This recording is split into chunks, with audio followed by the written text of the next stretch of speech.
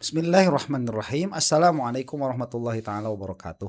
Alhamdulillahirabbil alamin wa sallallahu ala sayyidina Muhammadin wa ala alihi washabihi wasallam. Amma ba'du.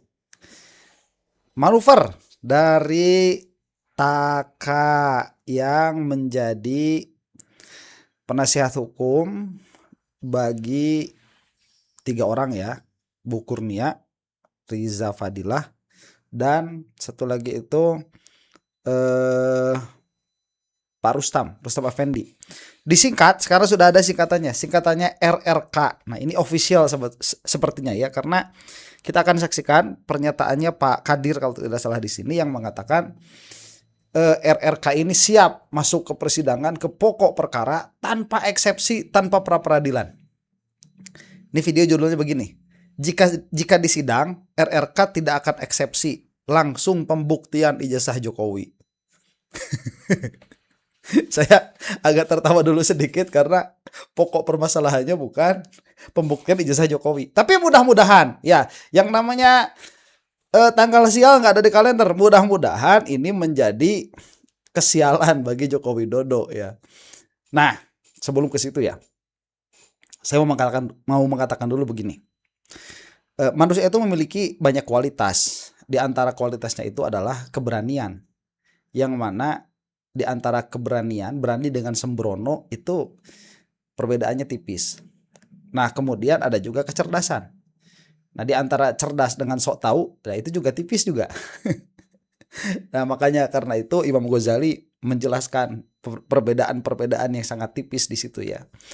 Dan apabila kita mau takjub sebetulnya kualitas manusia yang terbaik itu ada di dalam kecerdasannya, bukan di dalam keberaniannya. Karena jika berbicara tentang keberanian, singa pun lebih berani daripada manusia, begitu ya. Singa itu setahu saya sih takutnya cuman sama istrinya doang. Cuman sama betinanya doang. Itu kalau ketemu musuh-musuh, kuat tuh singa itu ya. Ala kulli hal lah ya. Ini perbedaan strategi yang memang dilakukan oleh RRK dan RRT, yang mana R yang satu sudah tidak ada, tinggal RT. Dan saya melihat yang satu menonjolkan kecerdasan, yang satu menonjolkan keberanian, kalau tidak kita katakan sembrono. Ala kulli hal, saya pribadi mendoakan mudah-mudahan permasalahan beliau-beliau ini lancar. Ya, apalagi kalau misalkan memang sampai bisa kepada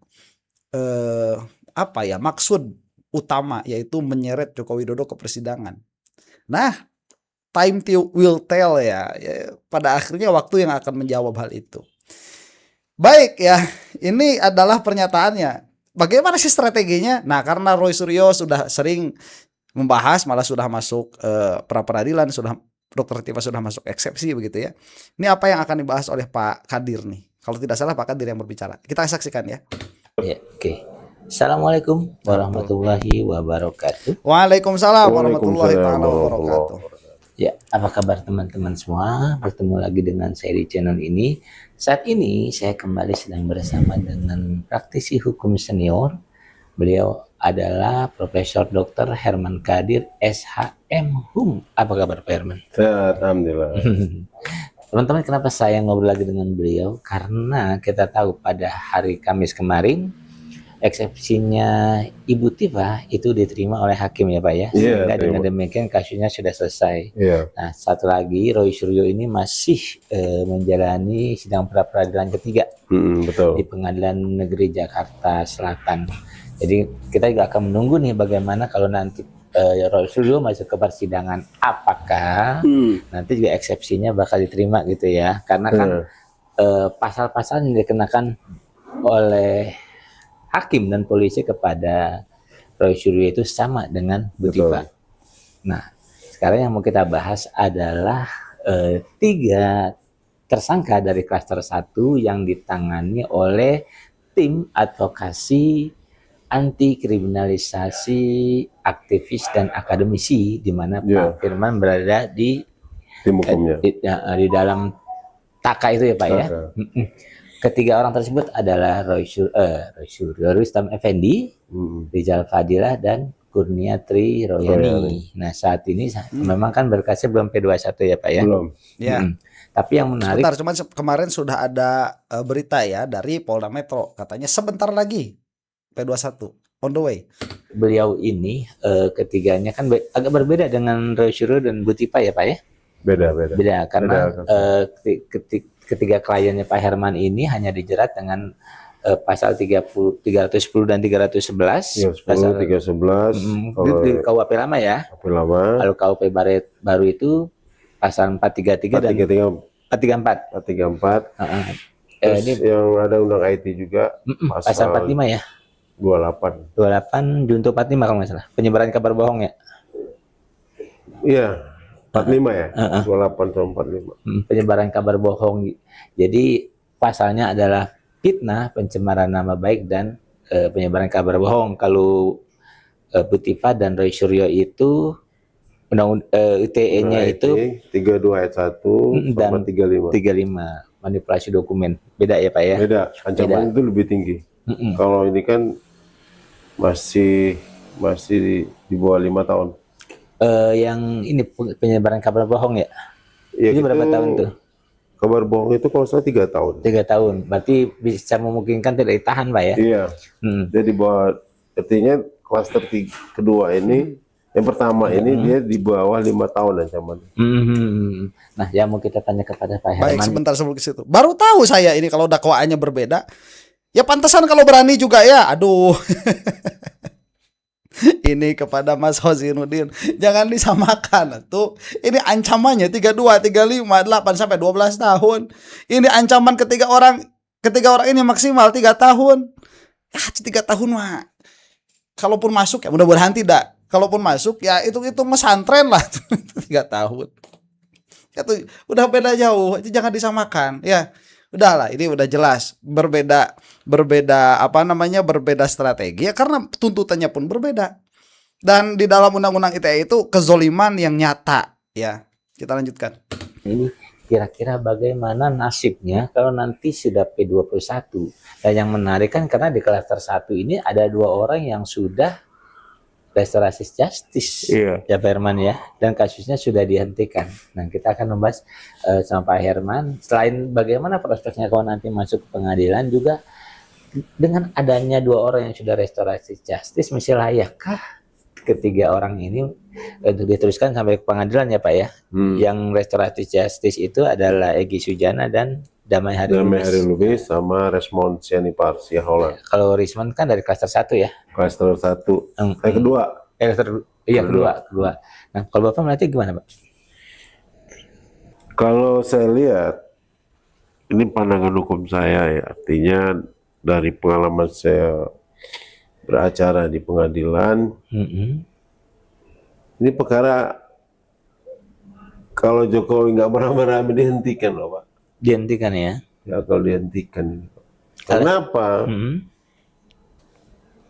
Ini perkara Jokowi sudah mencabut dengan adanya RJ, Egy Sujana dan Damai Hari Lubis itu. Artinya dia terbawa gitu loh. Karena dia berbarengan kan, bersamaan kan, dilaporkan kan bersamaan. Nah ini mau tak mau si Kurnia dan kawan-kawan ini ya, Ustame Pedi dan Pedi ini terbawa juga harusnya. Secara hukum harusnya dicabut juga, sudah tercabut perkaranya. Kalau misalnya sampai P21 juga masuk pengadilan tuh gimana Pak? Nah kalau sampai 21 masuk pengadilan, itu artinya perkara ini dipaksakan untuk P21 masuk sidang pengadilan. Nah, kalau sidang pengadilan artinya ada konsekuensi juga Terhadap Jokowi. Ini delik aduan. Kewajiban dia hadir harus. Kewajiban dia sebagai terlapor harus. Sebagai pelapor harus. Jangan lagi direkayasa dalam dakwaan itu ajudannya pelapor. Pak, tapi kemarin bahaya juga itu. Waktu Bu Tifa dan tim hukumnya konfes gitu ya, setelah putusan salah, dia menyebutkan bahwa saksi-saksi dari Jokowi itu dan juga Jokowi itu katanya di BAP-nya itu disumpah sehingga bisa nggak perlu hadir di pengadilan tuh gimana? Ya, dalam prakteknya memang begitu.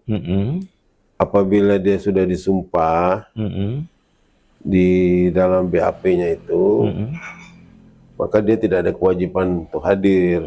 Itu kenapa disumpah itu karena ada tanda-tanda dia gak bakal hadir. Itu dibikinlah polisi sumpah. Itu tujuannya. Tapi lazim nggak Pak? Ya, itu jelas nggak lazim lah. Gimana kok? Pelapor itu kan mempunyai kewajiban moral harus datang langsung. Ya, mempertanggungjawabkan laporannya. Mempertanggungjawabkan laporannya. Itu yang benar. Artinya kalau saya lihat dari sisi hukum, ini ya pelecehan terhadap peradilan. Jokowi kalau dia nggak mau hadir. Kenapa? Wajib dia. Hadir itu wajib. Sebagai pelapor itu wajib. Walaupun dimungkinkan untuk itu ya. Gitu loh.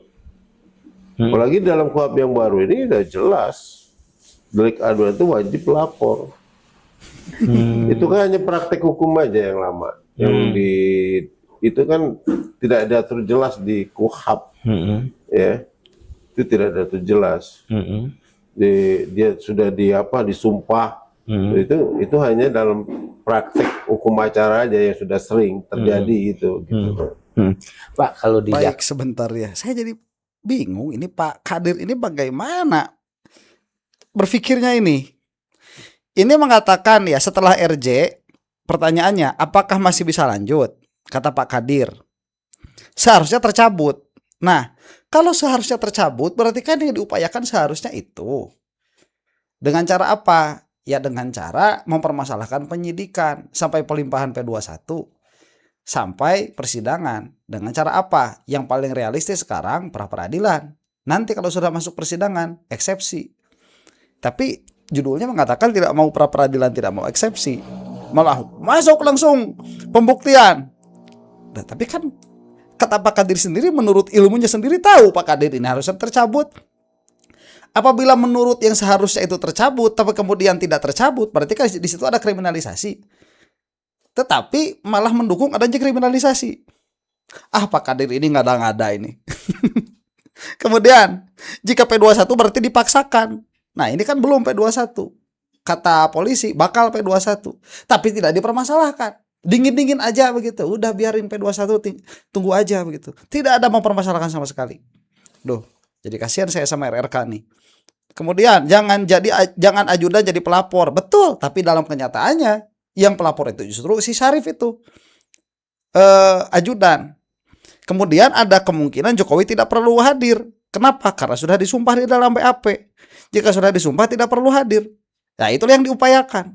Tetapi seharusnya Jokowi hadir. Nah, jadi Pak Kadir ini di sini sedang berbicara tentang seharusnya atau apa yang akan terjadi. Seharusnya Jokowi hadir, iya. Tetapi Pak Kadir tahu apabila sudah disumpah di dalam BAP pun tidak perlu hadir. Jadi RRK ini sudah siap masuk ke pengadilan dengan pokok perkara, tapi masih tanpa kepastian apakah Jokowi itu akan dihadirkan atau tidak. Resiko ya. Tapi sekali lagi, yang namanya kalender, yang namanya hari sial nggak ada di kalender. Mudah-mudahan ini jadi hari sialnya Jokowi begitu ya. Mudah-mudahan. Kita lanjut. Dakwaannya Bu Tifa kan memang jelas bahwa pelapornya itu pelapor yang kasus pidana umumnya ya, yang pencemaran pencemaran nama baik dan fitnah itu kan pelapornya ternyata bukan Jokowi kalau di dakwaannya Bu Tifa ya, karena itu yang melapor ternyata ajudannya. Nah, kalau untuk yang ketiga kliennya Bapak ini kan belum ada nih dakwaannya, tapi di BAP mungkin sudah terlihat ya pelapornya itu Jokowi benar. Jokowi benar. Bukan ajudannya. Bukan. Dan pernah saya baca ada juga laporan dari ajudannya, gitu. Ada dua. Pertama Jokowi, ya. Terus ada juga ajudannya.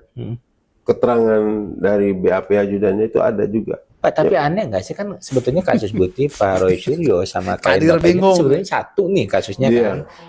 Mungkin nggak yang satu Bu Tifa gitu sama Roy Suryo yang melapor gitu ajudannya, tapi di dakwaannya kayaknya bapaknya yang 3 orang ini nantinya itu lapornya Jokowi mungkin. Nah ini untuk mengantisipasi memang hebat nih Polda Metro nih, penyidik ini, polisian ini, dia kalau nanti di dalam dakwaannya itu nanti murni undang-undang IT, maka pelapornya yang dipakai nanti adalah ajudannya itu.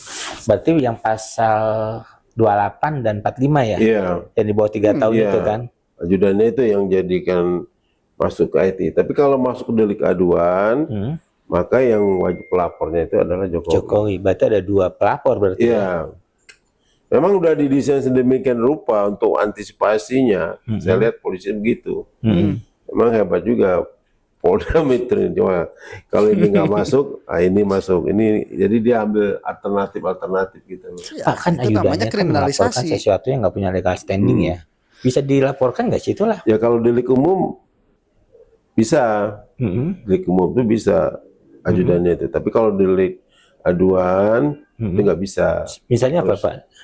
Ya, delik aduan kan pasal 311 tadi saya bilang, yang 433 dan 433 dan 434 yang di KUHP yang baru. Artinya itu memang itu murni delik aduan. Nah kalau itu di dalam dakwaannya itu nanti pasalnya seperti itu wajib Jokowi hadir. Pak, tapi kan Bapak ini sering interaksi nih sama mereka ya, terutama karena sudah ada yang masuk ke persidangan. Nah, kira-kira mereka siap nggak kalau nanti ternyata berkasnya P21 juga dan mereka dilimpahkan ke kejaksaan kemudian disidang, udah siap belum? Oh, si teman-temannya udah siap, klaster pertamanya udah siap yang 3 orang ini, Kurnia, Triroyani dan siapa? Rustam Effendi dan Fadila itu udah siap. Artinya memang secara mental mereka lebih siap daripada Roy Suryo. Ini lebih siap. Jadi kalau Roy Suryo belum siap sebenarnya. Makanya dia ngajukan perapit mulu. Iya. Pak, Bapak kan pernah mengusulkan untuk Sebentar ya, ini yang saya maksud. Sepertinya ini ya ada upaya indoktrinasi dari kelompok ini kepada Roy Suryo, yang mana Roy Suryo keburu terselamatkan dari indoktrinasi itu. Saya ingat beberapa waktu yang lalu Roy Suryo itu kan sampai, saya katakan berulang kali ini ya, cosplay jadi ustadz ya, dikasih peci, dikasih sorban. Ya nggak apa-apa, pakai peci, pakai sorban nggak apa-apa. Cuman naik ke mimbar kemudian berbicara di dalam masjid, ya. Wah, kalau nggak salah sih ngeluarin ayat-ayat juga di situ. Ini indoktrinasi ini. Aduh, ini kita akan bikinkan video sendiri saja ya. Jadi udah ketahuan nih, dia bawa-bawa mental. Jadi secara mental RRK ini lebih siap daripada Roy Suryo begitu. Ngeri saya lihat timnya ini nih.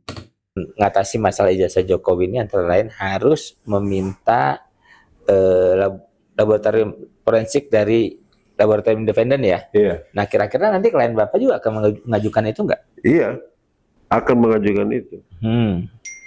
Dan kita akan ngotot, harus diminta itu. Ya nggak usah jauh-jauh di UI aja lah. Tapi sangat yakin, Laprim UI itu udah pasti rontok itu. Nah, tapi yang menarik kemarin waktu Bu Tifa selesai putusan sela dan konpres itu, salah satu pengacaranya mengatakan bahwa bukti laboratorium forensik atas ijazah Jokowi itu nggak ada. Emang belum ada. Berarti nggak ada buktinya dong. Bukan, hasil lab krim itu belum ada. Ya.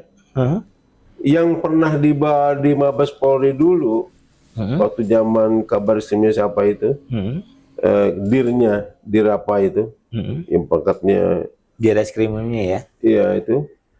Yang membacakan itu hasil lab krimnya itu kan laporan dari pengaduan masyarakat dan TPUA.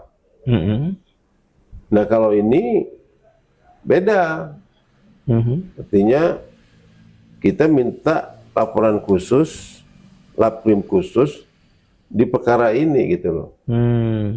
Beda dengan yang itu, dan itu nggak bisa dijadikan dasar untuk perkara ini karena itu kasusnya beda. Gitu loh. Pak, kalau Baik, kita nyinggung sebentar. Saya soal baru tahu ini. Hasil uji laboratorium ijazah Jokowi juga tidak ada. Nah, ini apakah tidak ada, memang tidak ada, atau itu tidak mau diterima oleh kuasa hukumnya RRK ini? Ya. Jadi agak off ini, siapa? Pak Kadir ini ngomongnya kayak yang santai. Kayak yang malas ngomong, kayak yang malas kejelasin. Jadi gimana ini ceritanya Pak Kadir? Apakah bukti lab forensik itu ternyata ada atau tidak? Karena jika tidak ada, berarti perkataan polisi selama ini bohong. Nah, apabila ijazah Jokowi tidak ada, itu sudah terverifikasi memang tidak ada. Jangankan fisiknya, BAP-nya juga nggak ada. Itu sudah jelas. Nah, cuman kalau misalkan pada akhirnya hasil lab krim juga nggak ada, ya tuh ini mah udah jelas jebakan ya. Ya udah jelas kriminalisasi. Lah kok masih didorong-dorong buat masuk ya? Sekali lagi, kita mah dukung saja. Ya, ayo. Ya, dapat tontonan lagi gratis nih. kasusnya Bu Tiffany ya. Aduh. Itu kan jaksanya kan seharusnya banding ya. Iya, 7 hari nih. Harus atau terus kan biasanya kan kalau misalnya putusan itu lebih dari separuh tuntutan kan jaksa harus banding. Kalau ini eksepsinya yang ditolak tuh wajib banding nggak sih sebetulnya? Kalau secara teori ilmu hukum dan jaksa itu punya wibawa, punya kredibilitas, ya harus banding 7 hari. Kalau ternyata nggak banding, Nah, kalau nggak banding ya artinya selesai sampai di sini ya, perkara tiba tutup, selesai sudah. Dan Gitu. jarang-jarang terjadi kan? Jarang-jarang eksepsi diterima terus jaksa nggak banding tuh kan jarang. Biasanya kan umumnya banding kan? Harusnya banding. Pengalaman Bapak selama menjadi Selalu banding, itu kan harga dirinya seorang jaksa. berarti kita harus menunggu 1 minggu. Ya, 1 minggu ini kita lihat dulu. Permainan ini ya. Kalau misalnya Iya, kita tunggu. Ya nggak tahu gimana ini. Cuman yang jelas ya, memang kayaknya sih yang on cuman Rifai ya dalam hal ini. Karena Rifai mengatakan itu bisa direvisi begitu tanpa banding. Semua ahli hukum mengatakan kalau mau banding ya nggak harus, bisa iya bisa tidak. Tapi kalau jaksa memang ingin mempertahankan wibawanya, kalau kata Pak Kadir harus banding. Kita lihat saja ke depan bagaimana ya. nggak banding, ya berarti analisa Bapak waktu itu bahwa desain kemungkinan betul gitu ya. Aduh. By design. Bisa jadi jaksanya nggak banding karena nggak mau capek. Kalau dikasih Karena orang pusing loh Pak. Ini perkara yang jelimetnya luar biasa. Betul. Gimana? Apa bayangin? 800 alat buktinya Pak. Itu kan kasus Tiffany, di kasus kliennya Bapak sama ya, segitu juga. Sama, itu semua sama. Oh, jadi buktinya itu juga. Itu juga. Buset. Hanya pasalnya yang beda ya. Yang satu ada pasal Iya. manipulasi dokumen, yang satunya cuman penyebaran kabar bohong gitu ya. 800 itu berapa bulan kira-kira? Mana cukup setahun Pak? Saksinya, saksi faktanya ada 200 orang. Saksi ahli ada 30. Coba Bapak, 1 orang aja diperiksa, itu minimal 1 jam Pak. Bapak sudah lihat BAP-nya mereka belum sih? Siapa? Bapak sebagai kuasa hukum, tak kalah. Udah lihat belum sih? Nggak dikasih Pak. Nggak dikasih. Sampai persidangan aja gak dikasih. Kok bisa? Itulah. Tapi kalau Padahal kuhab yang baru wajib kan. berarti menjelang sidang nanti dipaksa untuk diminta dong. Ya tiba aja sampai sekarang nggak dikasih. Iya. Betul. Dikasih cuma ada hanya 30% dikasih ya.